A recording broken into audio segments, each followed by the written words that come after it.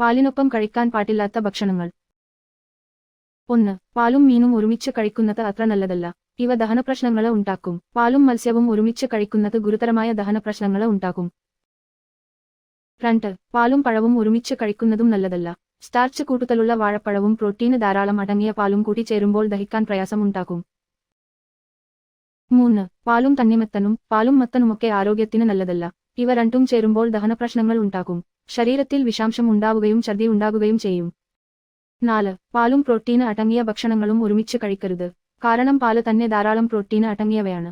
അതിനൊപ്പം വീണ്ടും പ്രോട്ടീന് അടങ്ങിയ ഭക്ഷണങ്ങളെ കഴിച്ചാല് അത് ദഹനപ്രശ്നങ്ങൾക്ക് കാരണമാകും. 5. പാലും സിട്രസ് പഴങ്ങളും ഒരുമിച്ച് കഴിക്കുന്നത് ചിലരിലെ ദഹനപ്രശ്നങ്ങൾ, വയറിളക്കം, അതിസാരം, ഛർദി തുടങ്ങിയ പ്രശ്നങ്ങൾക്ക് കാരണമായേക്കാം. അതിനാല് പാലും നാരങ്ങ, ഓറഞ്ച് തുടങ്ങിയ സിട്രസ് പഴങ്ങളെ ഒരുമിച്ച് കഴിക്കരുത്. Thank you for watching. Don't forget to like, share and subscribe.